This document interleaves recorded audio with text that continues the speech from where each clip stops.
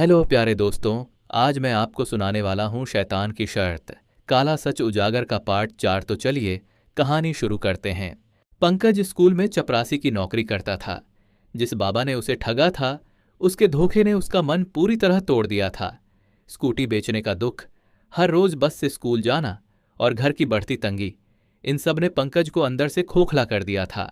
हर सुबह और हर रात वह एक ही बात सोचता, क्या मेरा भाग्य कभी बदलेगा।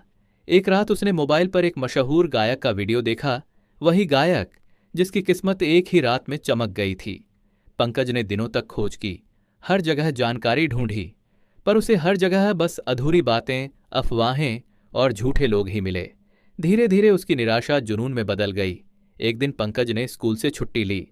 सर, तबीयत ठीक नहीं है, कहकर वह घर से निकल गया। वह उसी पुराने रास्ते से गुजरा, मंदिर के पीछे वाली तंग गंदी गली से, जहां उसने पहले भी अजीब अजीब साधुओं और अघोरियों को देखा था। आगे बढ़ते बढ़ते वह पुराने श्मशान के पास पहुंचा। जली लकड़ियों की गंध, हवा में अजीब भारीपन, और पीपल के पेड़ के नीचे एक असली अघोरी बैठा था। उसकी आंखें गहरी थीं, जैसे इंसान के मन की सारी बातें पढ़ लें। पंकज डरते डरते बोला, बाबा, मुझे एक रास्ता चाहिए, मैं शैतान से सौदा करना चाहता हूं।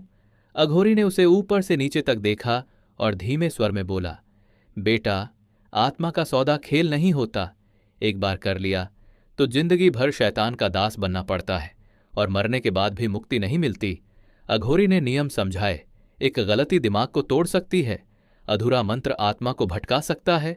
सौदा कभी टूटता नहीं, बंधन जन्म जन्मांतर तक चलता है। अघोरी बार बार उसे रोकता रहा, पर पंकज के अंदर लालच घर कर चुका था, धन, शोहरत और ताकत का लालच। पंकज ने जिद करके कहा, बाबा, मैं तैयार हूं, मुझे विधि बताइए। अघोरी ने भारी सांस ली और बोला, ठीक है, पर ध्यान रख, अगर किसी से एक शब्द भी बोला तो या पागल हो जाएगा या शैतान खुद सजा देगा। फिर उसने पंकज को एक गुप्त और वर्जित मंत्र दिया। अघोरी की बात मानकर पंकज ने शहर के बाहर एक पुराना जर्जर कमरा किराए पर लिया, ताकि कोई उसे देख न सके। उस रात वह पूरा सामान लेकर तैयार हुआ।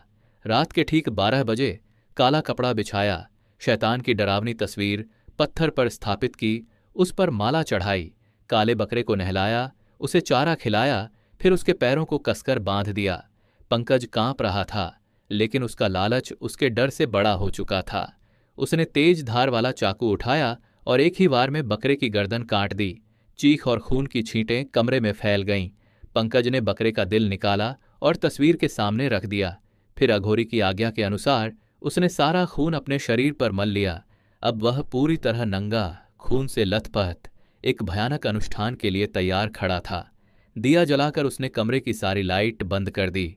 1 घंटे तक मंत्र चलता रहा, 2 घंटे तक, पर कुछ नहीं हुआ। लेकिन रात के 2:30 बजते ही कमरा अचानक थरथराने लगा। दीवारों पर खरोचने की आवाजें, छत पर कोई भारी चीज चलने की आहट, हवा में बर्फ सी ठंडक। पंकज ने भय से ऊपर देखा और उसकी सांस अटक गई। एक लंबा काला साया छत से उल्टा लटका उसे घूर रहा था। लाल जलती आंखें, नुकीले लंबे बाल और डरावनी मुस्कान। वह धीरे धीरे जमीन पर उतरा और पंकज के बिल्कुल सामने बैठ गया। उसने बकरे का दिल उठाया और उसे कच्चा चबा गया। कमरा आग की तरह गर्म हो गया।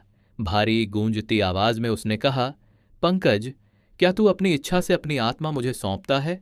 कांपते हुए पंकज बोला, हाँ, मैं तैयार हूं। शैतान ने पूछा, सारे नियम याद हैं? पंकज ने कहा, हाँ। शैतान ने उसका हाथ पकड़ा और उसकी एक उंगली दांतों से तोड़ दी। पंकज चीख उठा, उसका खून जमीन पर टपका, और उसी क्षण शैतान बोला, सौदा पूरा हुआ, और वह अचानक गायब हो गया। पंकज वहीं गिरकर बेहोश हो गया। बेहोशी में पंकज ने देखा एक घना काला जंगल, बीच में खड़ा एक बहुत पुराना पेड़, और उस पेड़ के नीचे जमीन में गड़ा हुआ एक विशाल खजाना। एक धीमी पर साफ आवाज बोली, तेरी नई जिंदगी यहीं से शुरू होती है।